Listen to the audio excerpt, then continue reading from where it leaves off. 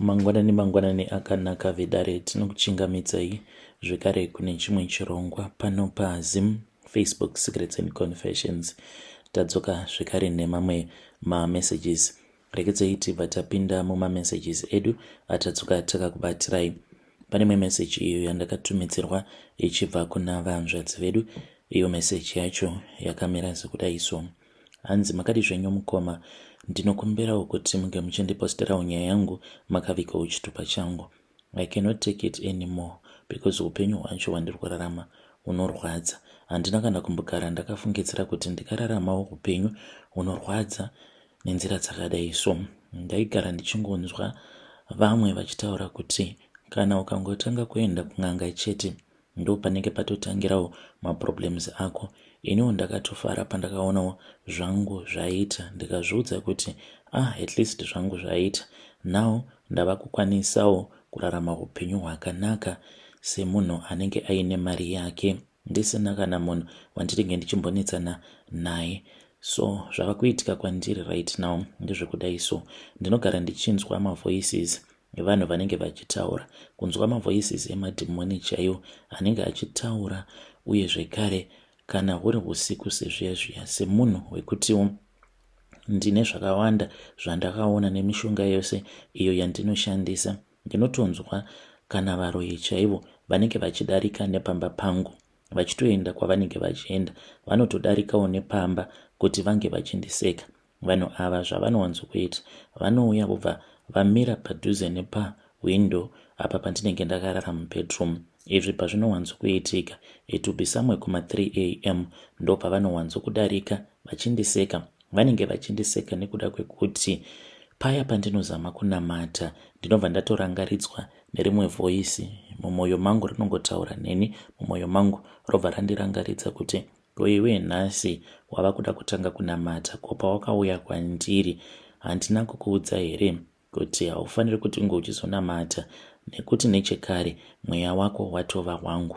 Saka paya kana ndazorara ndinotomunga kuma 3 ndobva ndatovanzwa vanhu vachifamba, ndinotonzwa mitsindo yevanhu vanenge vachifamba vachiuya kuzomira padhuze nepahwindo remubedroom mangu vobva vatanga kuseka. Kana vaseka kudaro vanobva vachizoenda zvavo. Uye zvekare ndinokwanisa kungokaruka ndaona zvimumvuri zvevanhu. Zvimumvuri izvi ndinozviona kumadziro zvichifamba, ende ndinenge ndiri ndega. Zvimumvuri izvi ndinokwanisa kuzviona masikati kana kuti usiku, ende ndinoona zvekare chipoko chaamai vangu. Handina kana kumbogara ndakafungidzira kuti amai vangu vangandimukirawo chipoko, nekuda kwekuti ipapo pandakanoromba nemhiko dzose idzo dzandakazovapikira ndakanzi kunyangwe zvikanzi kwauya chinengei, amai vangu havazombofi vakamuka zvekare chipoko, kunyangwe zvikanzi kunenge kwauya chinengei. Dzimwe nguva ndinokwanisa kungokaruka ndaona nyoka. Nyoka iyi nekuti inenge yapinda nepai mubedroom mangu ndinotoshaya kuziva. Ndinozoti kana ndamuka paya nyoka iyo yokuti ndinge ndichizoona kuti yaenda kopi. Mazuva ekutanga pandakatanga kuona chipoko chaamai vangu ndaitombovhunduka ndichiti nyoka iyo ndobva ndaitsvaka ndichida kuona kuti inenge yawanda pai. Asi nekufamba kwenguva ndakabva ndachizoona kuti ndikaona nyoka zvinenge zvichireva kuti ndinenge ndava kuzoda kuona chipoko chaamai vangu. Hazvizombotori kana mazuva ndobva ndachizoona chipoko chaamai. Amai ivo vanowanzokutaimira apo pandinenge ndava kuda kunomuka paya. Vanobva vangouya vobva vangomira pasaiti nepandinenge ndakarara pamubhedha, vobva vatongonditi yes mwanangu, I never thought, kutaura chokwadi, even though zviri zvinhu zvekuti vamwe vanhu havakwanise kuzvinzwisisa, but nemhiko dzose dzatakavapikira amai nezvimwe zvipikiri zvatakanorovera paguva raamai, handina kana kumbogara ndakafungidzira kuti vangazosvika pakumuka vachindimukirawo chipoko. Vanonditeverera kwese kwandinoenda.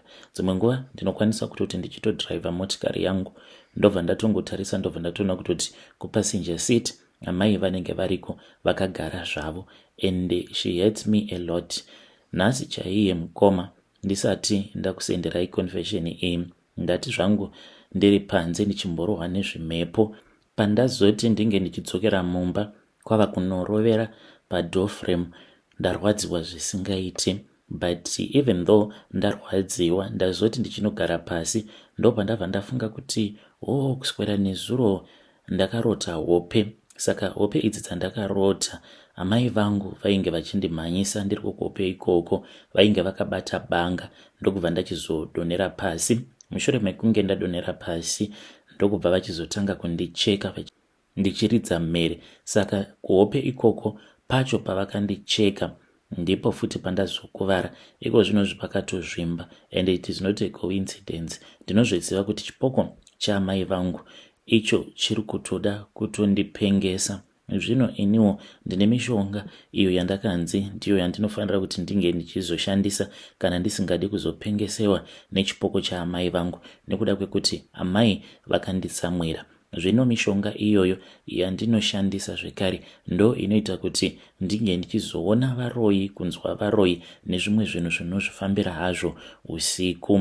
So I really do not know kuti ndichabatsirikana panapa here kana kuti kwete. Zita rangu muchangonditi Yvonne, not a real name. Ininiwo ndakazvarirwawo Bulawayo.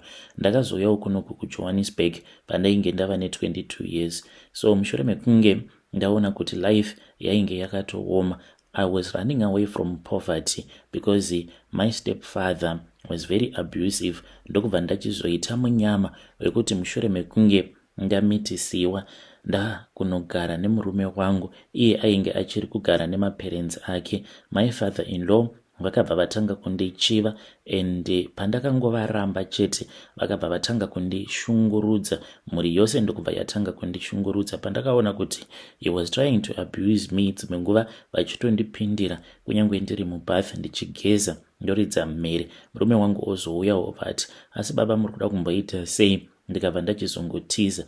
Ndakangotiza mukoma ndikangosiya mwana wangu, ndakamusiya ikoko and it would hurt me a lot. Ndichitanga kufunga kuti saka ndakasiyira mwana wangu murume apa, baba vake vakatondirakidza kuti he is an abusive man, apa mwana wangu musikana zvekare. Asi ipapo chekuita ndainge ndisisina. Mushure mekunge ndazouyawo kuno kuSouth Africa ndopandakabva ndachizokumbira amai kuti vange vachizoenda kunotora mwana wangu. Asi ndichouya kunoko kana bhegi chairo rehembe ndainge ndisitomborina. I was very desperate. Ndainge ndava kungozviudza kuti Mwari, kana ndikakwanisa kusvikawo kuSouth Africa, chiitaiwo kuti ndikwanise kungoenjoyawo life ka1, ndikwanise kuwanawo murume ane mari.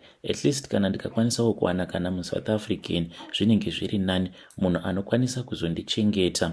And I wanted an easy life because my friends angu avo andakazotanga kugara nawo muno muSouth Africa vainge vagara vari vanhu kuti vainge vachiti kubva pavainge vachiri kuZimbabwe vaingoraramawo a soft easy life vachiita zvemaboyfriends uye zvekare nokupinda mumabhawa. Iniwo ndainge ndisina kumbogara ndakazviita, asi ndakaona kuti zvinenge zvainge zvitori nani kuti unongorarama hako a soft life because zvemarriage ndainge ndakazvizama zvikaramba.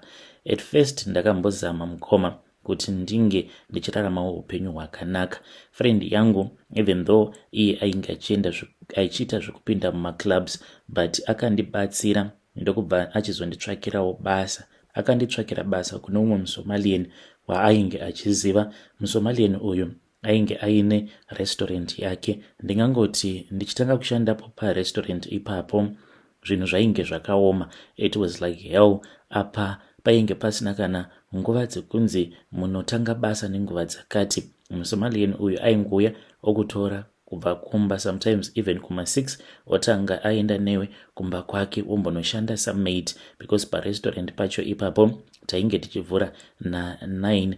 Then dzimwe nguva aikwanisa kana kuzongoti kuma10-11 ndo paunenge uchichaisa. Apa kurestaurant munenge mabvako kana kuma8 kana kuma9 oenda zvekare kumba kwake onotsvaira osiya wasuka nekuwacha. Apa ainge aine vana vakawanda ende mukadzi wacho ainge aine utsinyi and pay yacho yandainge ndichipiwa it was even barely enough. Kana rent yacho waitoibhadhara uchitosara usina kana anything. So macustomers awo aiwanzokuya parestaurant ipapo vainge vangori maEthiopians nemasomalians. Zvino varume vacho dambudziko riri pavari, vanongoti kana vakangoona mukadzi anotambudzika kana kuti mukadzi anenge achivashandira kana kushandira umwe musomalian, vanenge vava kutofungidzira kutoti unenge uchitofanira kutova sex slave yavo. Ndo zvainge zvichiitika ipapo. Vaigara vachingoya vachingokumbira chete kungorara newe, ende waiti kana ukaramba minutes later kana akakudaidza zvekare zvimwe kuda achida mvura, obva akuudza zvekare kuti ari kuda kurara newe, ende ukaramba obva atokutuka. So ndaiti kana ndakatarisa mafriends angu pandaizoendawo ndichinoshanyira mafriends angu, ndaibva ndachizoona kuti mafriends angu ainge achitorarama kaupenyu kainge katori bo. Ndainge ndiine imwe friend yangu uyo wandichati Jane. She had a fancy apartment, saka aidanana nemablessers ake matatu, but chaindinetsa pose pandaimushanyira mablesser awa vaitozviziva kutoti Jane uyu ane vamwe varume vaviri vaanenge achidanana navo, but vainge vasitomborina kana basa nazvo, kunyange vakadhumana vaisatombova kana nebasa nazvo. Munhu wekuti aingotenga hembe dzinodhura chete. Mushure mekunge atenga hembe dzinenge dzichidhura akadzitenga sanhasi, ongodzipfeka oenda akadzipfeka kupati, then a couple of days later otokuudza kutoti ndakazotobatisa hembe dziya ndakatodzitumidzira kune munin'ina wangu kubulawayo, ende hembe imwe chete aingoipfeka rumwe chete. Uye zvekare ainge atori neimwe mbinga iyo yakamuudza kuti anga achitoresa amai vake passport. Mushure mekunge atoresa amai vake passport, vakabva vachizoendeswa kuCape Town on a vacation. Saka Jane uyu ainge ari munhu ainge aine mari, and she never struggled.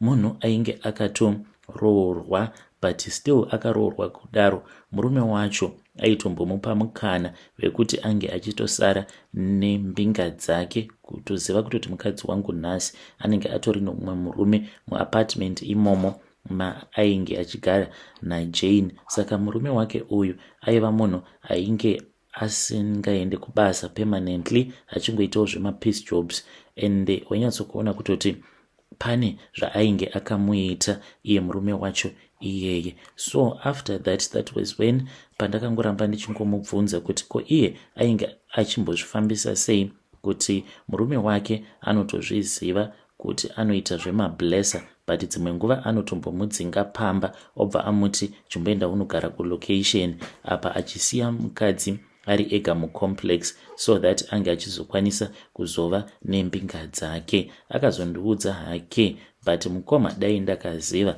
aitungamiriri, because iye akandiudza kuti ndine zvinhu zvangu zvandinoshandisa, but nekuda kwenhamo handina kuda kumubvunzisisa mibvunzo yakawanda. Ipapo paakanditi ndine zvinhu zvangu zvandinoshandisa, zvinoita kuti murume wangu ndinge ndichiti kana ndikamudzinga iye anongoenda kulocation, obva atombonogara kulocation kuzosvika ndichimuudza kuti chidzoka kunoku kana ndava kuda nezvake. Then there was this other night I was so stressed mukomanashi, handidi kana kukunyeperai. Ndakati ndiri kubasa pane umwe musomalian, he was a car dealer. Ndainge ndava kutozviudza kuti zviri nani kuti ndinge ndichingofambidzana naye, so that mamwe masomalians aiuya parestaurant pedu vasazongoramba vachingondinetsa. Iye ndiye aitoita sekunge ainge ari nani, saka aiita zvekutengesawo motikari, was a car dealer. Saka akangondinyengawo akabva andiudza kuti ainge achida kurara neni that same day. Ipapo paakandipfimba akabva achizondiudza kuti ainge achida kundipa 300 rands. Ndainge ndatoigamuchira, akanditi usiku hwose 300 iyoyo. So Jane akazouya kulocation kwandainge ndichigara usiku hwacho ihwohwo, and then akabva azondibvunza kuti ko ndainge ndakatsamwei. She laughed apo pandakamuudza kuti painge paine umwe musomalian ainge achifanira kuti anga achizouya kuzonditora, so that ndinge ndichizoenda kunorara naye kumba kwake. Akabva andibvunza kuti ndainge ndapiwa mari. Ndakamurakidza 300 rands iya yandainge ndapiwa. Kanditi 300 rands usiku hwose, kozvaanokujairira, pane kwandiri kuda kuenda newe, let's go to a party. I then agreed. akabva achizoenda neni. This was somewhere kuma 8 p.m. and then I switched off my phone. Akatonditi iwe dzima foni yako, muSomalian iyeye asazongoramba achingokunetsa. So muSomalian uya aingonetsa chete because ainge atonwa umwe unonzi mupesu unoita kuti unge uchizorara usiku hwose uchirara nemunhukadzi. Ndikamuti ndezvekwako izvozvo, handina kana kumbogara ndakataurirana newe kuti unge uchinwa mishonga yekusimbisa musana wako. Unoreva kuti saka wanga uchida kundishandisira 300 rands iyoyo. Akabva andituka. Ndakabva ndachizoendeswa naJane, takaenda kune imwe imba iriko kuSenton. Ndainge ndisati ndakambosvikako kuSenton ever before. Imba yainge yakanaka iyoyo. It was a penthouse and painge paine mbinga dzainge dzakawanda dziine mari. So I got so tipsy. Iyewo Jane, she got tipsy, but even though I was tipsy, ndakabva ndachizozviudza kuti I was not supposed to keep on drinking because handisi munhu anofarira kunwa doro. Saka iye akazofungidzira kuti zvino ndainge ndadhakwa because aingondibvunza kuti wadhakwa here. So ipapo ndo paakazotanga kundiudza nyaya dzake dzose. Akanditi iwewe dambudziko riri pauri nderekuti unofungidzira kuti kushanda stereki ndo zvinoita kuti munhu unge uchizopfuma, but sandizvo zvinoita kuti munhu unge uchizopfuma. Kune dzimwe nzira dzinoshandiswa nevanhu vakangwara kuti unge uchizova munhu akapfuma, ende kana uchida ndinokwanisa kuzokuudza. Then she just stopped. Akabva ati ngatinwei mhani, apa inini ndainge ndisingadi kunwa. So akabva achizoti kune kwatanzi tikufanira kuti tinge tichizoenda. This was after ataura neimwe mbinga. So mbinga iyi yainge iri yemuno muSouth Africa, ari umwe womudhara wechikuru. Takabva tachizoenda kuVito bus rake ndokubva achizoenda nesu kune kumwe kuclub. Tasvika kuclub kuya Jane nevamwe vake vakabva vatanga kunwa doro vachimunwa mudhara iyeye. Then later on Jane akabva achizouya kwandiri, akabva achizondisevezera, akabva anditi hanzi nembinga ndokuda kuenda newe. Ndikati kuenda neni, tambotaurirana here? Akabva anditi just go with him, hazvina kana basa, achakupa mari nekuti madrinks ose awa atanga tichinwa, madrinks iwawo atobhadharwa naye. Ndakaboyekana because patakazoendako kuclub mukoma, iniwo semunhu asingafariri kunwa doro handina hangu kana chandakambonwa ini kunze kweka cocktail. I just had a few sips. Apa vana Jane ndo vainge vari busy vachikwekweta mbinga iyoyo, vachitengerwa maHennessy, madoro akasiyana siyana, ende mamwe mabhodhoro aingouya vachimaviga mumahandbag mavo vachiti ndeye mangwana ebhabharasi. Apa ainge ava kuti ndinge ndichienda kunorarwa nembinga nekuda kwedoro ravainge vanwa, but sezvo ndainge ndichida kuti Jane ange achizondibatsira, ndakabva ndachizongonyarara, ndikabva ndachizoenda nembinga iyaya. Mbinga iyi yakazoenda neni kumba kwayo, ndokubva yazorara neni ruviri, ndokubva tachizorara paya. In the morning akabva achizondipa 900 rands. Kupiwa 900 rands zvainge zvisina kana kumbogara zvakaitika mulife mangu. It felt easy, uye zvikari I felt so good. Ndakabva ndachizotumidzira 600 rands kuna amai vangu, vakatofara, and it made me to feel proud. A week later ndipo apo paakazondi-invita kuapartment kwake. Ndakazoti ndasvikako kuapartment kwake, pandakazopinda mumba make ndakabva ndachizoona kuti ainge achidira mukaka mudhishi macho imomo. Akabva anditi handei tinotenga umwe mukaka nekuti uyu hausi kukwana. Pose ipapo ainge asingambondiudzi kuti zvose zvaainge achiita ainge achimbozviitirei. Takaenda kumall kuCheckers, tikabva tachizonotenga imwe fresh milk. Takatenga ma2 liters 10, ndokubva achizotenga zvekare mamwe mazai ainge akawanda. Munoziva kuti takatenga mazai ainge akawanda sei here? Imomo muCheckers takatenga 5 dozens, ndokubva tachizoenda kuPick n Pay tikabva tachizonotenga 5 mamwe ma5 dozens, ndokubva achizoita 10. Then ndokubva tachizodzokera kuComplex kwaanogara. Takazoti tasvika kuya akabva achizoburitsa imwe hari mushure mekunge aburitsa hari iyaiya akabva anditi uya undibatsire. So akatanga adira mukaka wose uya mudhishi muya. Akati apedza kuita saizvozvo ndokubva achizoti ndinge ndichimubatsira. So taipwanyira mazai aya ose zvawo takamapwanyiramo mudhishi imomo. Then aiti makoko aya emazai taifanira kuti tinge tichizomaisa muhari. Takaita saizvozvo hari iyaiya ndokubva achizonoigadzika panze. Akabva aenda mubedroom make, ndakamunzwa achinamata.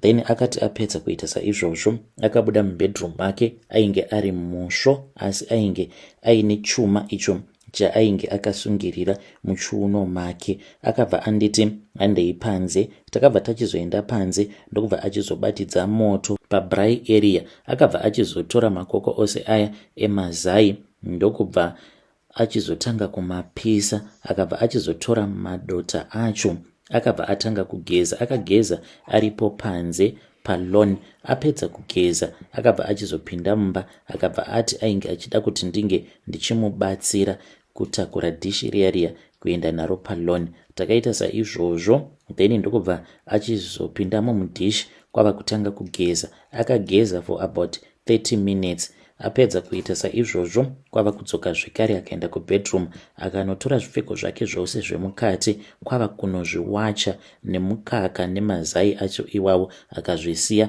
zviri panze. Zvose izvi zvichiitika ndainge ndatova confused until azoti izvi ndo zvinoita kuti ndinge ndichizowana mbinga dzakawanda uye zvekare pose paipai patinenge tiri kumaclubs ndo zvinoita kuti mbinga dzose dzinge dzichindoona sekunge inini ndini ndakanaka kudarika vamwe vasikana vanenge vari muclub imomo. Ende ndo zvinoita kuti mbinga yandinenge ndangorara nayo, mbinga iyoyo inge ichizondipa mari. Tarirawo nemabank cards ose awo andiinawo. Achindiudza saizvozvo ainge achitondirakidza wallet yake mainge muine mabank cards anotosvika kuma10. Akabva anditi apatomborina kana any bank card that belongs to me. Macards ose awa andakapiwa nembinga dzangu. So kana iwewo uchida kurambawo uchingotambudzwa nemasomalian hapatomborina kana pressure, asi kana uchida ndinokwanisa kukubatsira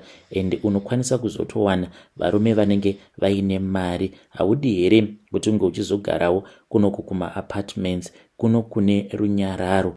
Ndakabvuma mukoma ndikabva ndati neniwo ndinozvikwanisa. Pane pandingangotadza here kungogezawo nemukaka nemazai ndinozvikwanisa. At least kana ndakwanisawo kuwana murume ane mari. So ndaingozviudza kuti ndinongozvitsvakira murume wangu 1 wandinozogara naye. Handina basa nekuzodanana nembinga dzakawanda ini. So takabva tachizoenda kuMozambique. Takaenda kuMozambique kune kamwe kavillage kainge kari kumachonyonyo. Then takabva tachizosvika kwekwe ndokubva tachizotanga kubatsirwa nen'anga yacho. N'anga yacho yakandibvunza kuti ndainge ndichida mari here. Ndikabva ndati hongu, mari ndo yandiri kuda. Mushure mekunge ndaiudza n'anga yaye kuti ndainge ndichida mari, yakasimuka ndokubva yachizonotora rimwe bhuku. Ndakaona kuti bhuku iroro mubhuku macho mainge mutori nezita raJane nevamwewo vakaendako vakanobatsirwa nen'anga yacho. Ndakabva ndanzi ndige ndichinyora zita rangu. Moyo wangu wakamboramba. Ndikati kunyora zita, wai ndiri kufanira kuti ndige ndichinyora zita rangu mubhuku. Yakabva yanditi kana usingakwanisi kunyora zita rako mubhuku aiwa handikumanikidzi. Saka iye Jane akabva anditi iwe chingonyora mani zita rako, nekuti kana ukasanyora zita rako havazokwanisi kukubatsira. Think about the way that you were suffering. Uruda kudzokerako here kuchirestaurant kwawaishanda, kwawaishungurudzwa nemasomalian. Saka pandakatanga kufunga about all the abuse, ndakabva ndazozviudza kuti zviri nani kuti ndige ndichingonyora zita rangu. Mushure mekunge ndanyora zita rangu mubhuku, ndo n'anga iyi payakabva yachizotora reza ndokubva ndachizotemererwa nyora pamazamu angu nechepazasi apa. Saka ropa riya rainge rava kubuda, n'anga iyi yakabva yachizotora bhodhoro ikabva yanditi chibata kuitira kuti ropa iroro ringe richipinda mubhodhoro. Ndakabata saizvozvo ropa richingosinina richibuda kupinda mumubhodhoro muya. Mushure mekunge ndaita saizvozvo ndakabva ndachizopiwa mushonga wekuzodza pamazamu angu. Then n'anga iyi yakabva yachizotanga kuimba, but yaimba nechiPortuguese because yainge isingatogoni chirungu zvachose. After that ndopa yakabva yachizotora bhodhoro riya ikabva yanditi ndoda kuti unge uchifemera mubhodhoro. Saka ndakatanga kufemera mubhodhoro muya. Apa yakatsimbirira mhino dzangu, apa ndainge ndava kusakwanisa kana kufema, ndokubva ndachizofenta because yainge yakandibata ndisingachakwanisi kana kufema. Pandakazomuka ndo pandakabva ndachizoona kuti mubhodhoro umu mainge muine chinhu chainge chirimo chainge chichifema, asi chinhu ichi chainge chiri mubhodhoro chainge chiine vhudzi remunhu chichifema, uye zvekare chainge chichinanzva ropa iro rainge ririmo mubhodhoro muya chichinanzva. Saka n'anga yaiya yakabva yachizoti kwandiri chinhu ichocho chainge chichirarama neropa. Pandakangonzwa zvichinzi chainge chichizorarama neropa, ndakabva ndatanga kuchema because Jane ainge asina kana kumbondiudza kuti zvinhu zvacho zvainge zvichazoda futi ropa remunhu. Uye zvekare n'anga iyaya yakabva yachizopiwa gonzo neumwe ainge arimo mudare imomo wainoshandidzana nayo. Saka mushure mekunge yapiwa gonzo ndokubva ndachizoipa bhodhoro riya ikabva yachizouraya gonzo riya ikatanga kusvinira ropa mubhodhoro imomo. Yakabva yachizonditi kwe1 month ropa rainge riri mubhodhoro raikwanisa kuzofidha chinhu chiya. You must feed it, ndozvandakaudzwa. Within 1 month amai vangu vainge vachifanira kuti vange vachizofa. Kana ndikatadza kusacrifice amai vangu within 1 month, chinhu chiya chainge chakaita kunge chikonye chainge chichazouraya inini, sezvo chainge chatogara chatonwa ropa rangu. So pandakaudzwa izvozvo ndakatanga kudedera. Apa ndainge ndichichema, iye Jane akabva angobuda hake panze. So n'anga yaya yakabva yachizondipa umwe mushonga. Ipapo ndo pandakabva ndachizonzwa moyo wangu uchioma kuita dombo, ndikabva ndatopukuta misodzi paya. After that ndo patakabva tachizodzoka kuSouth Africa. Takadzoka kuSouth Africa in 1 week ndokubva ndachizogadzirira kuti ndinge ndichidzokera kuZimbabwe. Ndakadzokera kuZimbabwe apa ndainge ndine zvandainge ndatotengerawo amai vangu because Jane ainge andipa mari. Amai vangu ivo vainge vari kuCholocho by the time pandakazosvika kuBulawayo. Ndakabva ndatoenda ikoko ndakavatevera ndikanovatora kuhama dzavo because ndainge ndichiona kuti nguva painge pasitomborina kana zvachose. Ndaitya kuti kana amai vakasafa within 1 month zvinoreva kuti ainge achazofa ainge ari inini. So after that was when patakazodzoka kuBulawayo. Takatohaika chimwe chimotikari tiri munzira tichidzoka kuBulawayo ndopa vakatanga kungocomplaina vachiti musoro wangu uri kutema, ndoita sekunge pane munhu andirova mumusoro mangu nedombo, and I knew kuti it had started. Tasvika muBulawayo ndokubva ndachizoenda navo kuchipatara. Vakabva vatonzi vanofanira kuti vange vachipiwa bed rest because blood pressure yavo yainge yakakwira. A day later she then passed away. Zvino nekuda kwekuti mazuva ainge afamba because ipapo ndichicalculate ndakabva ndachizoona kuti kwainge kwatosara just a week and a few days. Apa ndaifanira kuti ndige ndichizodzokera futi kuSouth Africa kunopedzisa mhiko dzacho. Handina kana kukwanisa kumirira hama dzavo amai kuti dzinge dzichizosvika. Ndokubva ndatoorganiza sezvo inini naamai tainge tichishare same surname. Hazvina kana kumbondinetsa kumochwari ndokutosaina mapapers paya. Ndokubva ndachitoviga amai vangu asi hama dzavo painge pasina. Vanasekuru vakazoti vasvika vakabva vatanga kupopota vakati, ko iwewo ungagoviga sei amai vako uri wega? Isusu tainge tiri munzira tichiuya. Ndakati nhai sekuru, tararai muone bill riripo iri. Saka dai kwanga kuri kunzi mama dai vagara 2 kana kuti 3 days mumochwari, ndiani aizobhadhara mari yacho? So after that ndakabva ndachizodzoka kuSouth Africa. Zvinhu ndokubva zvachizotanga kuchinja. Ndakaudzwa kuti ndaifanira kuti ndige ndichizovhura kasaluni keBaize, but mari yangu inenge ichibva kumbinga dzangu. So nguva dzangu zhinji ndinenge ndingoriwo kusaluni ndokubva ndachizotsvakirwawo imba naJane kune imwe complex. Akabva ati kuti tirambe tichingowirirana tinofanira kuti tinge tichirarama upenyu hwekungoshanyirana, not kuti at all the times tinenge tingori pamwe chete, zvinozoita kuti tinge tichizonetsana. So everything was okay. Chose chandaibata mukoma zvinhu zvaingofamba. Everything that I touched will turn to gold. Until last year zvinhu ndopa zvakatanga kudhakwa when it all changed. One night I fell asleep ndiri pabalcony, saka ndakabva ndachizotanga kurota hope. Ndakarota amai vangu vainge vari mumuti. Ndakabva ndati nhai mama, ko muri kutsvakeiko mumuti imomo? Ndokubva ndatovhunduka ndikabva ndatopepuka ndikaona kuti dzanga dzitoriwo hope ndanga ndichirota. Pandakamuka paya ndopa ndakabva ndachizonzwa voice ravo. Amai vangu vainge vachiimba vachiti ngedinga igazi, ngedinga igazi, ngedinga igazi, vachiimba. Asi vachiimba kudaro vaita sekunge vainge vaine mavoisi evanhu 7 at the same time. Zvinova zviri zvinhu zvakandishamisa. Vaita sekunge vainge vaine vamwe vanhu vavainge vainavo vavainge vachiimba navo. Ndakati ndangonzwa voice iroro zvainge zvichityisa ndikabva ndatanga kumhanya ndichipinda mumba. Ndakangoti ndapinda mumba ndopa ndakabva ndachizoona amai vangu she was hanging upside down from the ceiling. Zvinova zviri zvinhu zvakandityisa ndikabva ndatanga kuridza mhere. Then maneighbors angu akabva achizouya.